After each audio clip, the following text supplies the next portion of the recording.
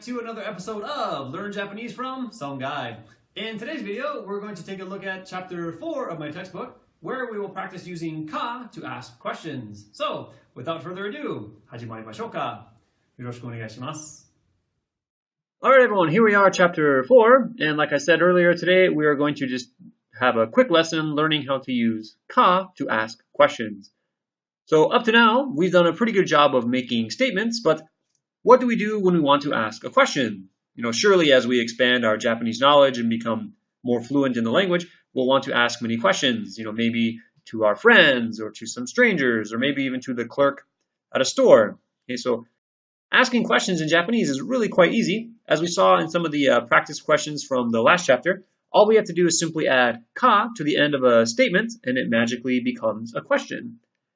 So here we have some examples we can look at to illustrate. So number 1, 彼は映画が好きです。彼は映画が好きです。He likes movies. So if we wanted to ask, does he like movies? All we have to do is add ka to the end and we get 彼は映画が好きですか? 彼は映画が好きですか? And notice how, just like in English, when we ask a question in Japanese, we'll have a rising intonation. So, 彼は映画が好きですか? And number 2, she likes cats. 彼女は猫が好きです。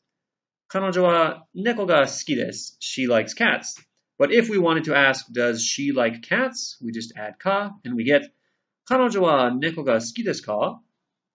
彼女は猫が好きですか? Does she like cats? And number 3, you like movies. あなたは映画が好きです。あなたは映画が好きです。You like movies. And if we wanted to ask, do you like movies? Again, just add ka. あなたは映画が好きですか? あなたは映画が好きですか? Do you like movies?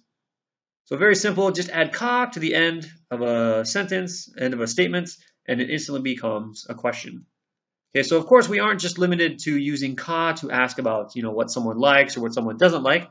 We can use it to ask about anything. So here we have a couple more examples.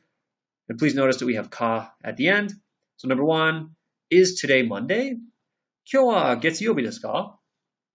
今日は月曜日ですか? And number 2, what's your name? あなたの名前は何ですか? あなたの名前は何ですか? And number 3, when are you coming to the party? あなたはいつパーティーに来ますか? あなたはいつパーティーに来ますか? So very, very simple. Just add ka to the end of a statement and it becomes a question. All right, so now we're going to look at some practice problems. So here we have an example of what we're going to do. So here we have a sentence or a statement. 今日は金曜日です。今日は金曜日です。Today is Friday. So we want to ask a question. Is today Friday? So we can say 今日は金曜日ですか? 今日は金曜日ですか? And remember, as you write your answers, we want to use Hiragana, Katakana, and maybe even some Kanji. All right, so here we have 3 of our problems. So pause the video here, write down your answers. And we have 2 more at the bottom, 4 and 5. Pause the video, write down your answers. Okay, now we'll go back and check. Okay, so here we have number 1. So are you Sam? Would be あなたはサムですか? あなたはサムですか? And please notice here how we're using katakana to write Sam because it's someone's name who might be, from America or from Canada or something. So we use katakana here to indicate that this is not a Japanese name, but the name of someone from another country. And number 2, do you like books? あなたは本が好きですか? あなたは本が好きですか? And number 3, is this cold? これは冷たいですか? これは冷たいですか? I'd also like to point out here that you don't want to confuse sumetai with the adjective samui, which means cold. So sumetai means cold and samui means cold. But samui is used when we want to talk about temperature, about the weather.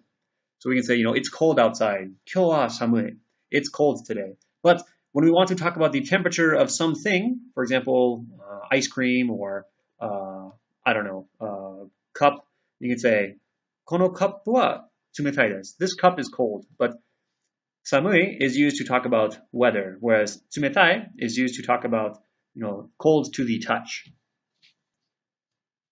Okay, moving on. And number 4. Is he nice? 彼は優しいですか? 彼は優しいですか? Is he nice? And number 5. Is this an apple? これはリンゴですか? これはリンゴですか? And before we finish, I thought, I could give you guys a really quick kanji lesson. So please notice that the word ringo is being written using katakana. So even though it is a Japanese word, most of the time it's written using katakana. So I mentioned before that sometimes even Japanese words are written using katakana. And the reason is that sometimes Japanese words, when written out in kanji, can be very difficult. So here is the kanji for the character ringo. So as you can see, it's a little complicated, and I've actually never even written it out in kanji. Whenever I write it down, I always use katakana. And I'm sure if you ask a Japanese friend to write ringo in kanji, they probably can't. But anyway, I really like these characters. So first, we have this character right here. And this character means grove, like a grove of trees. And an easy way to remember that is that this character, ki, means tree. So this right here is a depiction of a tree. And if we have 2 of them together, we can have a grove. So, many trees. And actually, if we have 3 trees, it means forest. So 1 means just a tree, 2 is a grove, and 3 is a forest. So we have many, many trees. But back to ringo. So this character means grove, and this character actually means pear. I had to look it up, as a matter of fact, because I didn't know what this character meant. So we have grove and pear, and put them together, and we get apple. I'm not exactly sure what the story behind that is, so if anyone knows, maybe you can share it in the comments below. But I just thought that was really cool, and that just shows how kind of we can use kanji to learn words just by looking at what the individual characters mean, and learning the stories behind them is really, really interesting. So if you can remember tree, ki, then you can remember grove, and you can remember forest.